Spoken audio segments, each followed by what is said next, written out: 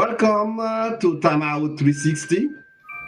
We are happy to be here. Please don't forget to like the channel, to share the video, and to subscribe. Today, we're going to talk about 5 cultural war issues that are affecting the educational system in the US. Nelson Mandela once said, education is the most powerful weapon you can use to change the world. History has shown us that to control the people in the country, to control its future, the government has to control the education system. We have seen in so many countries how the education is used to shape the belief of the people. For example, let's look at Cuba. Cuba, we have a communist system. And the education, that's how they change the mentality of the Cuban people. We have Venezuela, we have Iran, we have China. So these countries use the education system to have propaganda. But in some other countries, like the United States, the United Kingdom, England, somewhat Germany, these countries play a smaller role into education system. They don't have a heavy-handed system just like in the communist countries. But nevertheless, whomever is in control of this system, whomever is in control of the education system, has the ability to control the mind, to change the belief system of the nation, to shape the mind of the people of the entire nation. Let's look, for example, in Haiti. In Haiti, we have since 1864, we have les frères de l'instruction chrétienne. Maybe until recently, that has changed maybe recently. But we see the education system in Haiti have diverted the path of a historic achievement by the Haitian people by simply not talking about it, by simply not teaching it in school, by simply not informing our kids the values of our independence and the impact, the international impact of our independence on the entire world. By doing so, they not strengthen the national model of the country. L'union fait la force. L'union fait la force. But instead, you'll hear more often, which is most of the time encouraged, the saying, depuis na Guinée, nek te toujours a ineg. That's on the lips of almost every Haitian. But we don't hear often that we say, l'union fait la force. But we often say, depuis na Guinée, nek toujours a ineg. So this ideology of manipulating, controlling the education system is pervasive throughout the world. Let's take the invasion of a country like Georgia.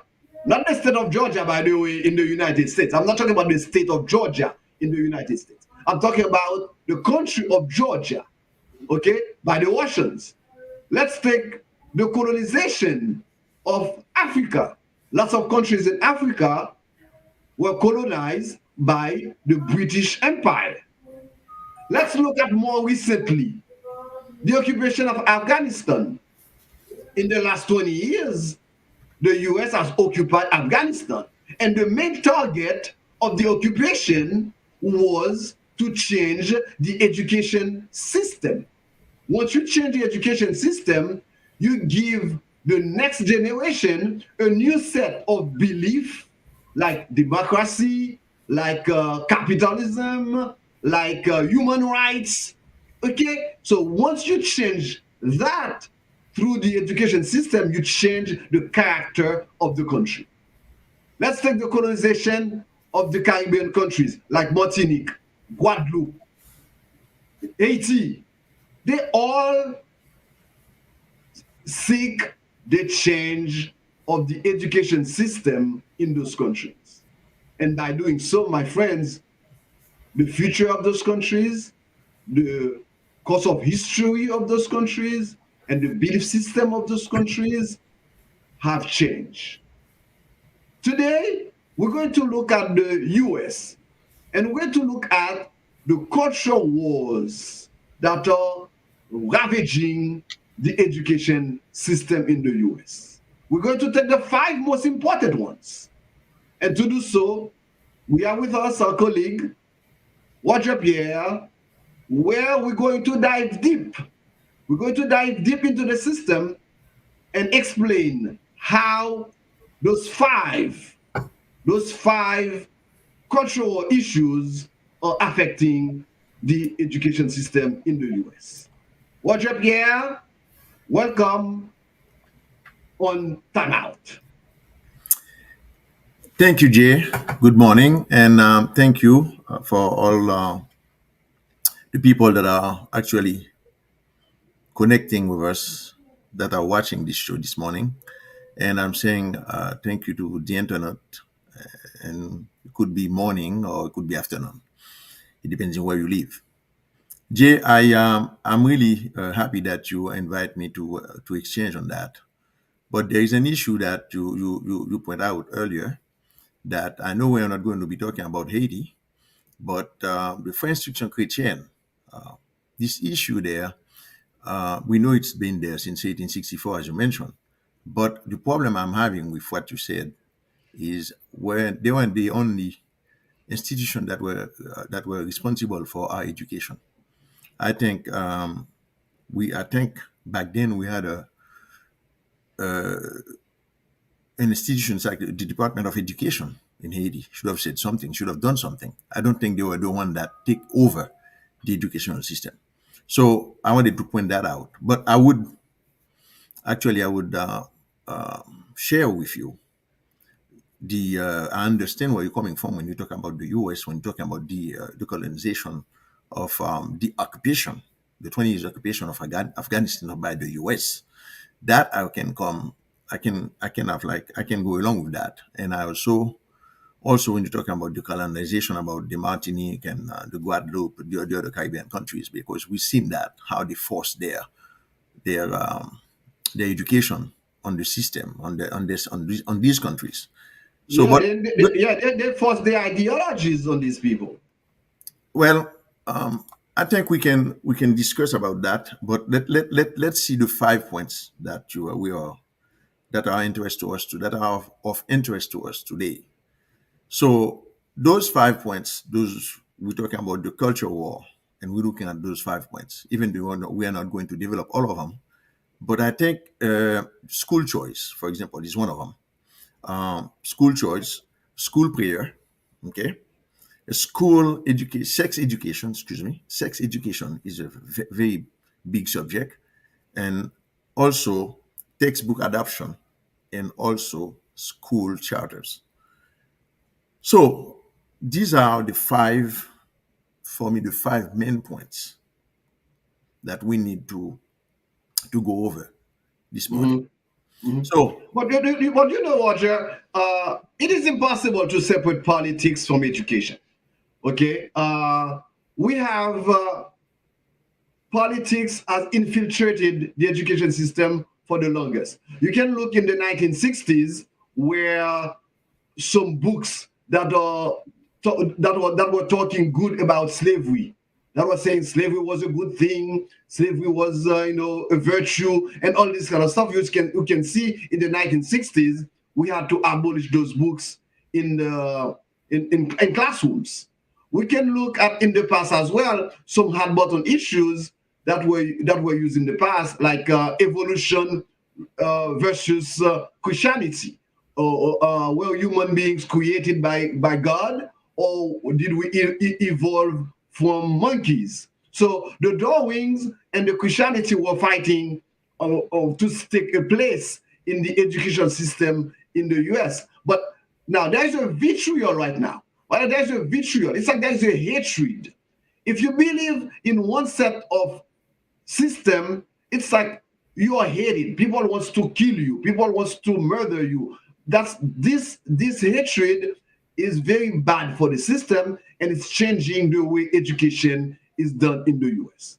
Well, this is a very sensitive issue because it's so common, it's so popular that we need to address that. And today, that's the reason why we are exchanging on the five culture wars. We talk about school choice, we talk about school prayer, okay, prayer in Mhm. school, and sex education, and also textbook adoption, and also charter school. Now, Yeah. why don't we look at another subject that I think it's very, very important? Let's look at, for example, the role of states and federal, and it was politics in education. Let's look at the role of states and federal. How does that affect what we are talking about? Okay. So how does the federal government, what the contribution of the federal government into the state as far as education is concerned, I'm sorry, as far as education is concerned. Now, we know, for example, in the state of Florida, okay, the local government, um, which is right now, I'm talking about the state government, it's a Republican state, it's a Republican government. And we can see it doesn't matter which government, whether it's Republican or Democrat that are running the state, they're pulling their money, the funding is always coming, has always been coming from sales tax, income tax, local tax revenues, and property tax. So when we are talking about earlier about the school choice, which we are talking right now about, we can see that the federal government here in the state of Florida, their contribution is less than 10%, okay, is less than 10% of what it is as far as funding. So we can disagree, we can agree to disagree, as the people say, but this is something that is extremely important that we need to go over. Okay, tell Okay. me. Yes, go ahead. Yes. Yeah. I mean, I agree. When we're looking at federal, when looking at funding of schools in the US, the funding mostly come from the states. Okay. In the neighborhood, you see local taxes. That's what makes states being able to face the expenses that's supposed to go into a school. Uh, but federal government sometimes contribute 10, maybe 15% for the budget for the state, for the schools. And they support directly uh, some programs. So if the federal government is putting some money in the system, they are supporting special programs in the state. However, we have to differentiate the public school system for high school, middle school, elementary school, compared to the public school system for colleges and universities. So you see in the lower education bracket, you will see like things for kindergarten, where the federal government give money for no child left behind, this kind of programs to allow the school system in that state to have a better performance. So we understand the different type of funding that the school system is receiving. Now, what is of interest to me is the local, the state itself, okay, what they are spending as far as education per child, okay, in that Mhm. state. For example, in the state of Florida, okay, let's look at the state of Florida. From K 12, okay, from Mhm. K 12, we're talking about $9,983. Okay. Okay? Now, for post secondary, okay, school spending, they're spending 23,000 per student, Mhm. 23.8. It's almost $24,000. Now, if we look at the federal government, for example, as I mentioned earlier, they provide even 7.9% of that funding for K-12. So they in the post-secondary, they're doing, they're giving like 28,000, 28 to $29,000. So Mhm.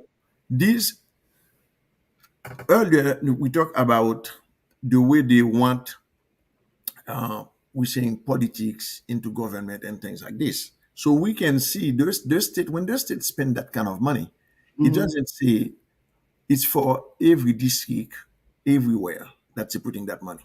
So now we can see the influence the state will have on the local government, because the local government is pretty much depending on the state for that money. Uh-huh. Okay? Mhm. Mhm. Because some local government do not have, okay, that kind of funding. They cannot buy themselves funding Mhm. education. Mhm. So the state had to come along and put some money. So by doing so, the governor, okay, the Mhm. government in place have a lot Mhm. to say about Mhm. the education. And that's what we're seeing in Florida. What do you think? Isn't that But what you see? I mean, this is what it seems like. Whoever is giving the money try to direct the conversation in education. So the state is giving some money, so they want to direct the conversation. So the local government usually that's what's supposed to direct the conversation in classrooms. So in my neighborhood, I would like to have my local school district to direct the conversation. I don't want the state government to come along and tell me this is the book I should use in my classrooms. I cannot talk about sex education with the kids in my neighborhood. I don't want the state government to come along and tell me that. The same way I don't want the federal government to come and dictate to me what to teach in the classroom. And what's happening right now is that the state government is taking over the educational system, where they come in, they have laws, and they're forcing those laws on local districts, on local school districts. So the structure of the education system is very simple.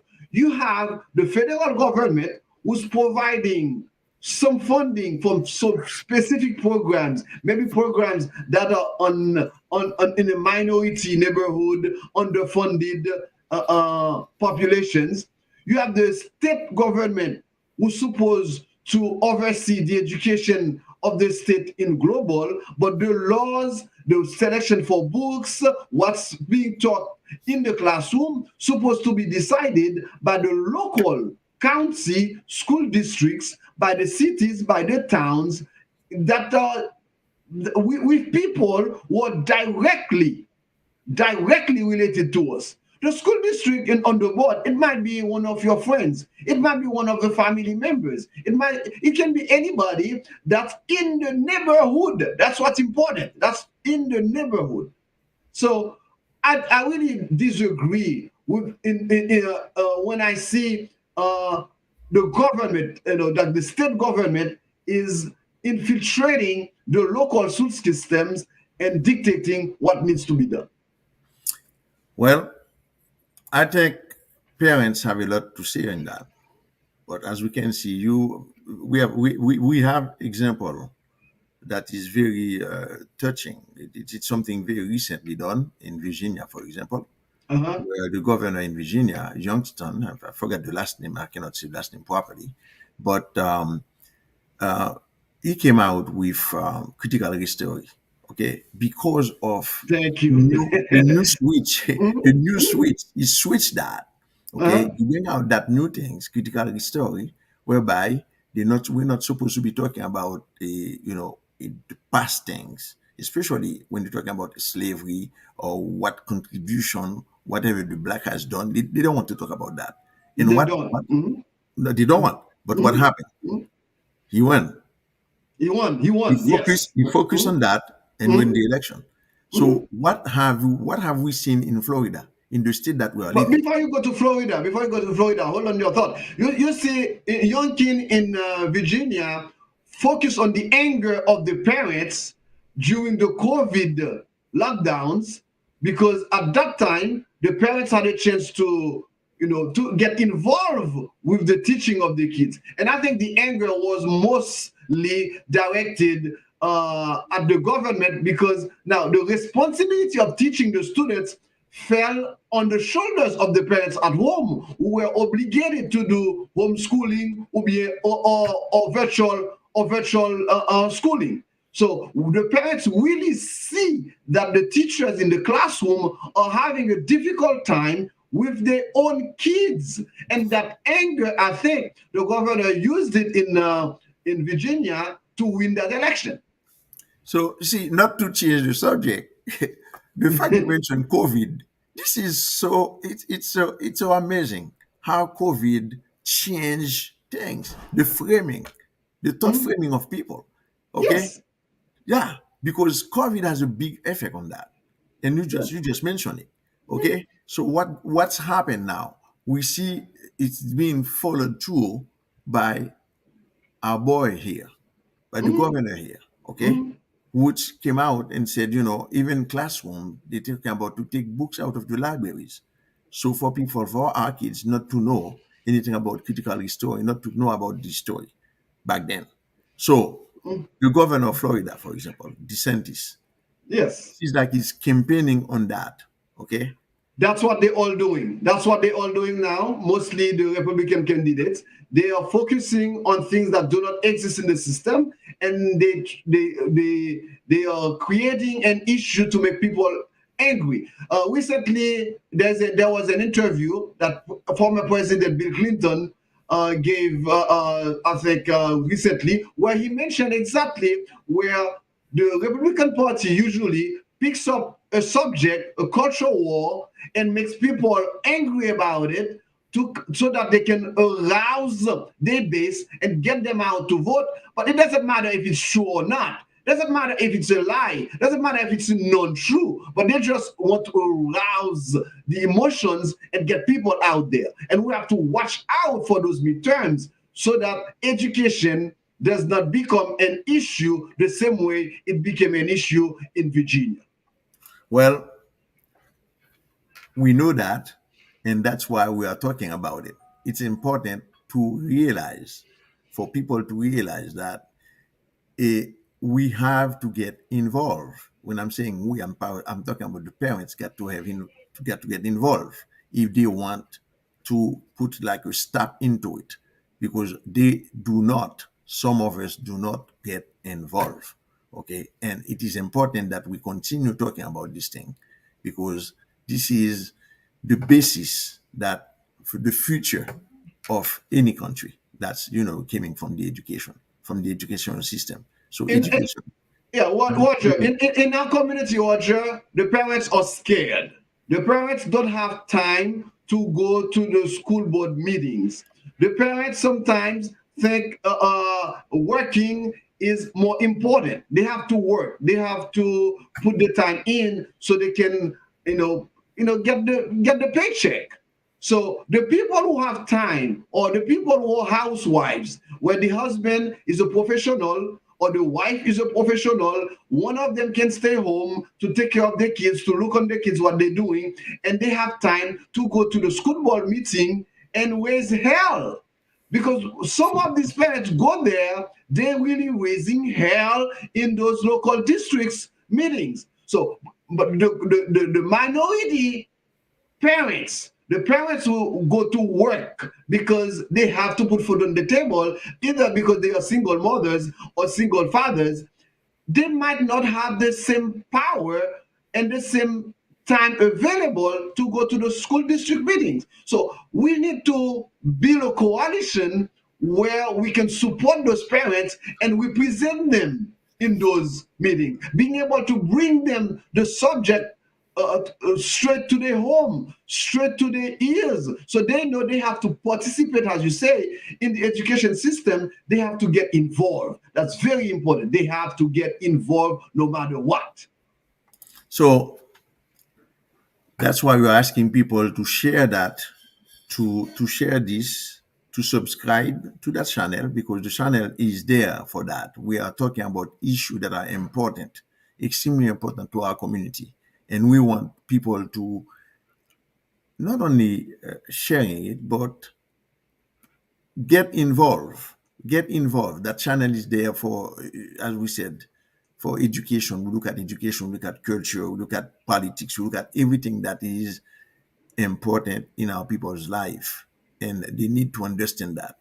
Now, Jay, I'd like to cover the subject, for example, the way the manipulation that we see into the involvement, like of politicians into the system.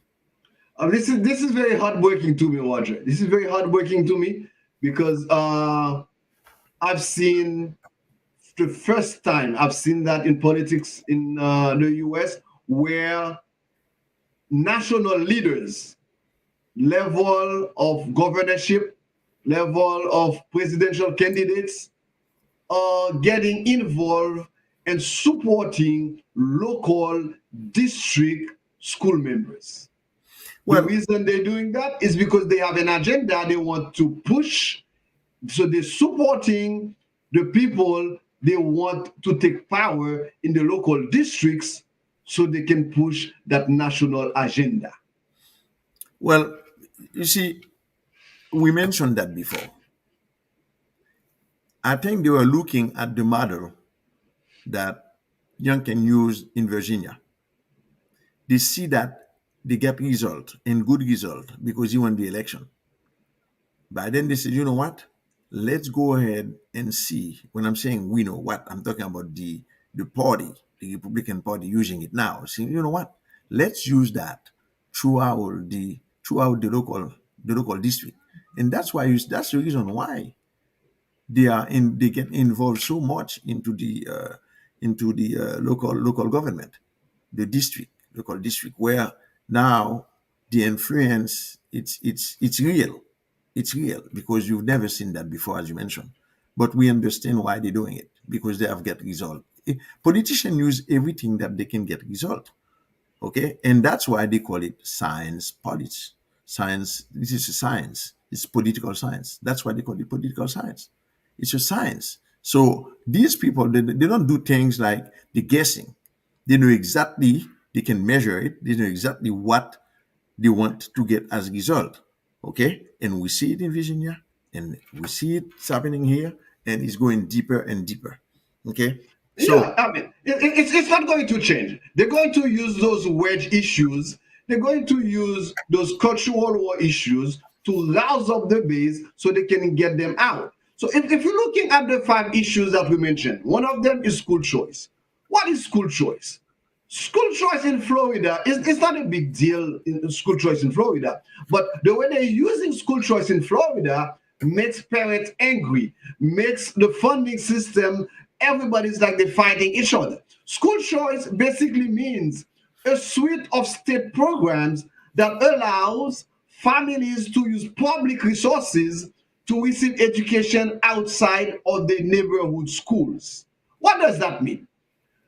If a special state program for autism, for kids who have autism, in your neighborhood school, your child who suffer autism might not be able to find like dedicated service or special attention at the public school where they are.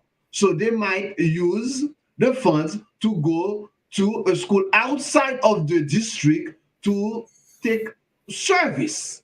That's not supposed to be a divisive issue.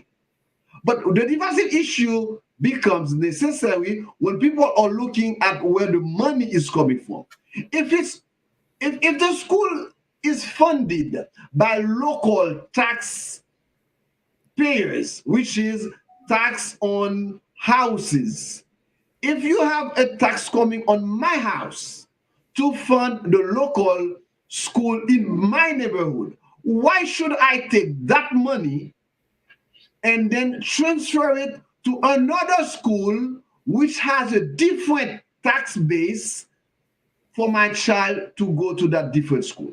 So if my child wants to go, it suffers autism, wants to go to a school, I live in Dade, my child wants to go to, I want to put my child in a school in Broward, why don't I use the funds in Broward to pay for my child. So that's where the funding issue comes, and that's where the culture wars is used instead of logic. Well, unfortunately, it is what it is. As we say, it is what it is. Not and yeah, it is hard because what am I saying? What I want to say about that is all these things can be resolved. It could be solved, okay, if the system was fair. They are trying to make it fair, but at the same time, they're getting pushback from people that are in the different district. For example, you just mentioned, if you are in a district in Dade, for example, and that education for the altruism for kids that have problems, it's not in the area. It's not in your local area. So they can change because of school choice. They can go someplace else, but they get pushback from these from the other district where they go and put their kids there. Sometimes they have difficulty of transportation. Sometimes they find a way to block that. So these are all loopholes that can be solved if they can put their heads together. That's right. So why use it as a cultural war issue? Why politicize such an important issue? Such an important issue should not be politicized. It should be something like we look at it with genuine interest to solve the problem. We don't want to make it politics. We don't want to involve the governor. We don't want to involve the president. We don't want to involve senators who are in it just to arouse people, make people upset.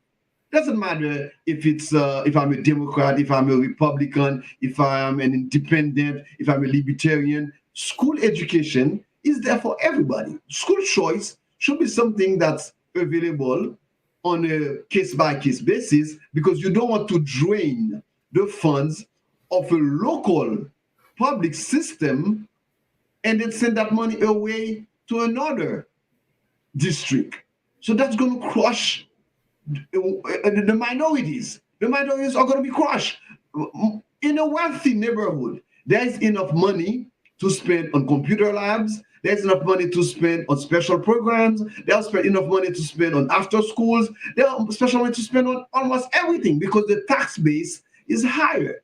But on a poor neighborhood, the tax base is very weak. So why would you take money out of the public system in a poor neighborhood and send the child to a more wealthy neighborhood and you take that money and send it away? So we're supposed to be able to sit and analyze the problem and not making a political wedge or cultural war. Well, unfortunately, as I said earlier, it's going to be, and it is a political wedge because that's what they are using, and politicians are using it to gain access, to get voice, to pretty much make people fight for them, fight over them, and it is an issue. I think it's It's when sad. some, It's sad. It's sad. It's sad. But if you look at other issues as well, like school prayer, school uh, prayer, school prayer is so to me that's the most ridiculous wedge issue. That's the most ridiculous cultural issue that exists right now. School prayer. If it's a public school, why do you want to require a Buddhist, an Islamist, a Baptist, a Protestant to pray the same way a Christian do? Why would you want to do that? Because we have to separate the state from religion. We're not in a theocracy. We're not living in Iraq. We're not living in Iran. So we're not in a theocracy. People should have the liberty to pray wherever they want, wherever they want, but you cannot put in the public system where everybody's taxes is going there. So why school prayer is a wedge issue? I don't understand. well, since 1962, my friend, this is Supreme Court decision since 1962 to take your school prayer out. So we are not going to get into this today because this is an issue that is big. Okay, so we can we can we can come back to it, but I just want you to know it's not like that decision was made in 1962, and there are cases out there that is take take in consideration, especially school prayer. So, by the way, it's in the First Amendment of the United States Constitution. So we can discuss, we can jump, we can do whatever we want. This is like a Supreme Court decision. This is not, and there are some limitation, there are some exclusion too. We can talk about it. So, But not you know, Roger, this is what I'm glad you say that this is a Supreme Court decision. But the thing is, we see what's happened with the Supreme Court when you put a bunch of right-wing extremists, when you put a bunch of people that don't believe in the same principle as common people in America. The Supreme Court can come out with some extremely negative decisions. So they are humans, they're not perfect, they can make mistakes. And that's why the wedge issues that are being used in the school system is affecting the entire country, because these wedge issues, they're going to present it to a Supreme Court which is completely to the right, not even in the middle, completely to the right. And people are being victimized by those decisions. If you look at another issue that's important, that's causing heartache and headache: sex education in schools. Sex education, everybody's supposed to have a basic sex education. In Florida, maybe it's not required in Florida to have sex education. But you know, there are some parents who are afraid to talk about sex with their kids. So we can find a way, a common ground to teach sex education in schools. We can find a way. And it doesn't have to be a wedge issue. And all these topics, we're talking about them. We want to get into more details into those topics. And we will want to have, knowledgeable guests who can get into them, and we will really dissect it for you. But when we're looking at it, sex education, sex ed, is very controversial, because some parents are telling you, I have a religious belief, I don't want other people teach my kids sex besides me. But there are some parents as well who are scared to talk sex with their kids. So what do see, we do? the Florida school, okay, are Mhm. not required. I want you to know that. Florida school are not you. I want the audience to know that. Florida school are not required, okay, to teach sex education. However, they are Mhm. required to teach comprehensive health education that includes instruction on teenage pregnancy. So they just don't want for someone, for an agenda, for any curriculum to talk only about sex. They do not want that. Okay, as I said, they want a comprehensive health education. Okay, they are more into includes in looking at that. Okay, teenage Mhm. pregnancy, because that's a problem. So they want to go where it is like that's the end of the issue. In other words, teenage pregnancy. But if you don't go to education, Mhm. separate education, as we said, sex education by itself, okay, when you get to teenage pregnancy, it's too late. Mhm. It is too late. That you don't want that. Yeah, but that's the issues. How do you talk about how do you address sex education in the classroom? What age should you start talking about sex in the classroom? What kind of sex education should you talk? So when you talk about gays, when you talk about lesbians, when you talk about the LGBT community, at what age should we talk about the LGBT community? At what age? At what age should we talk about sex pregnancy, as you said, where if you have your daughter, your son, who engage in intercourse and have a child, your daughter is pregnant. So how do you talk about abortion? When do you talk Hmm. about abortion? When do you talk about, responsibility of the father toward that child? When do you talk about responsibility of the mother toward that child? How do you compromise on services where you can support the child and that young mother, that 15-year-old mother, that 17-year-old mother can continue with her own education, can have a college degree, can have a career. Being pregnant should not destroy the life of your daughter. How do you handle that? How do you stop talking about that in the school system to prevent such disasters? Well, in Florida, as I said, the curriculum is not to be comprehensive. It's not required to be comprehensive. The curriculum must include the benefits of abstinence.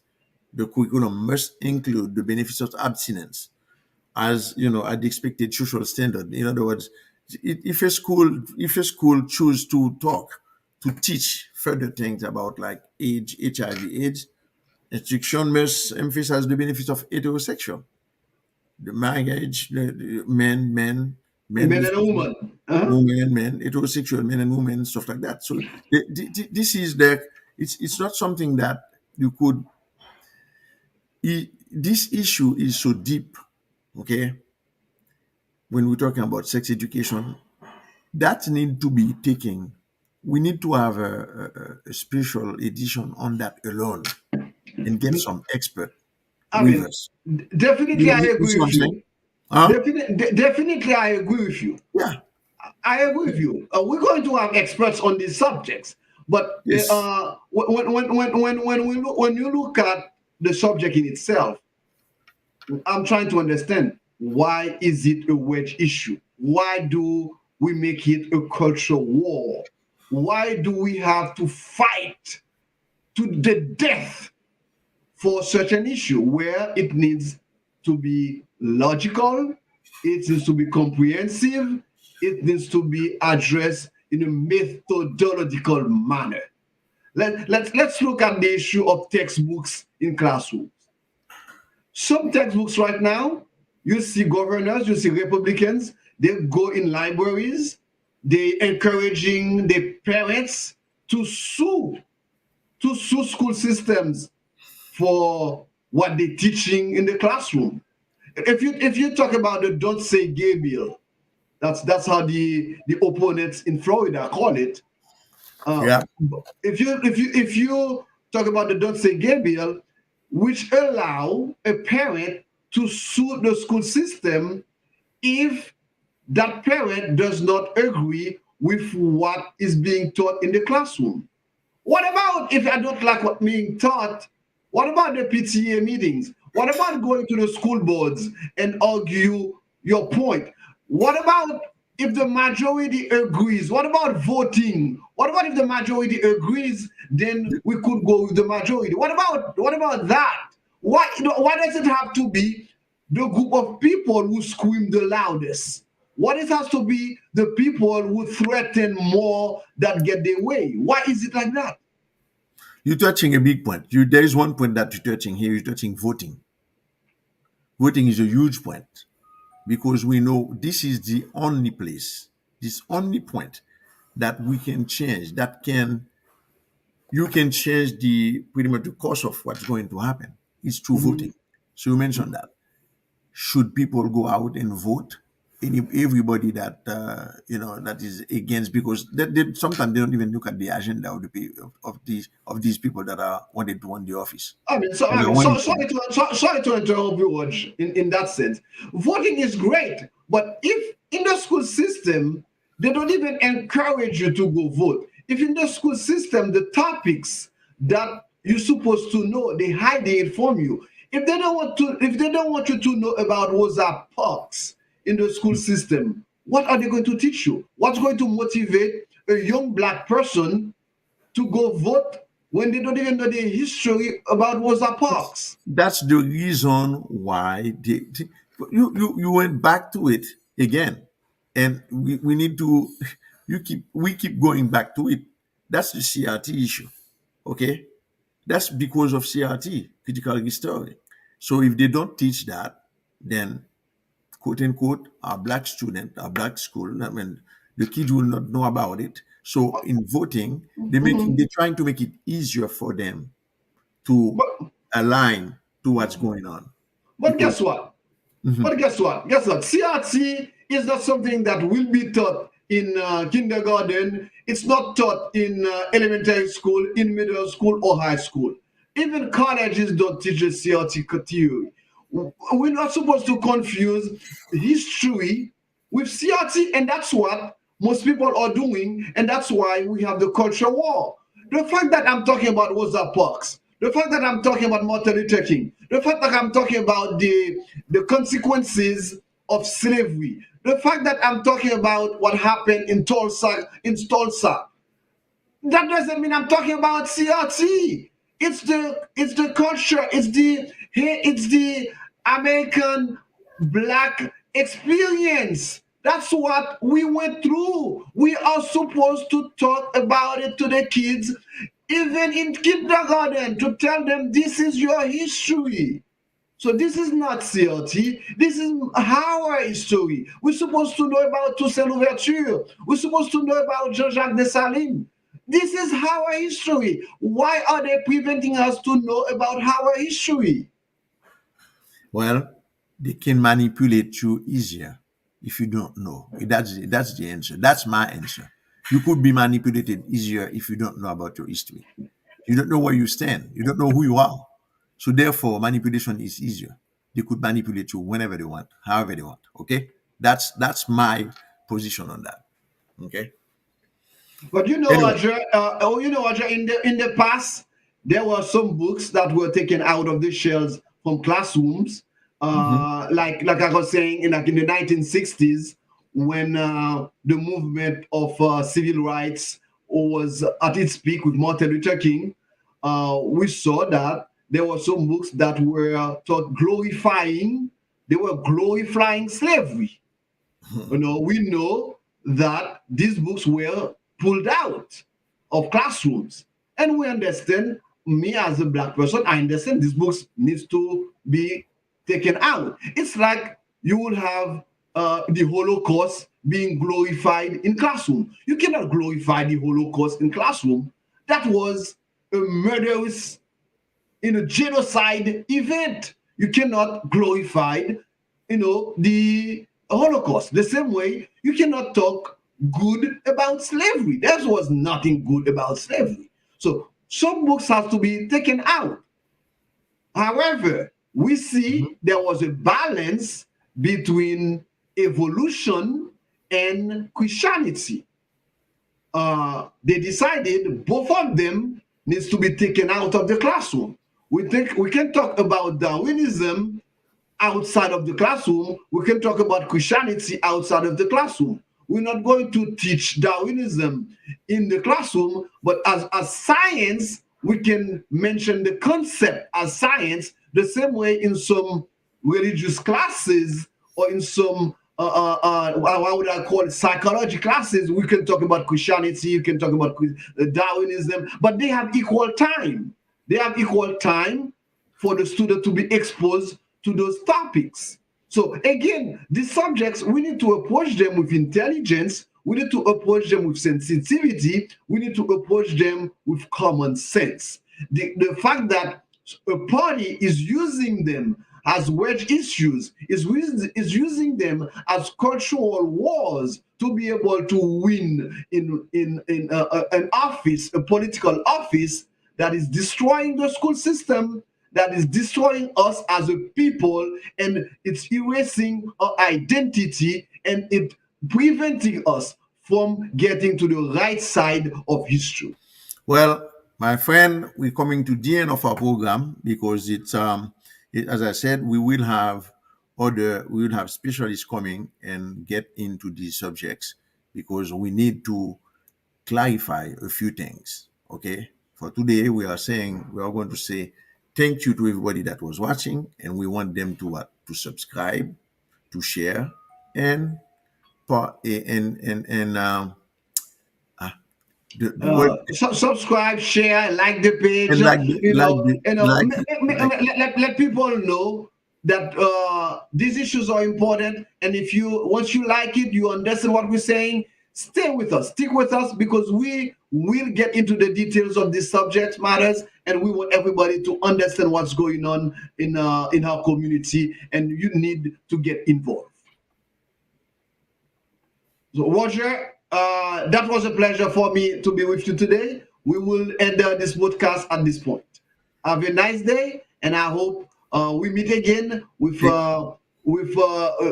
some guests who will get into the details of each of these subjects. Talk about school choice, talk about textbooks in classrooms, charter schools, talk about all these subjects because we want to know them, we want to be on top of.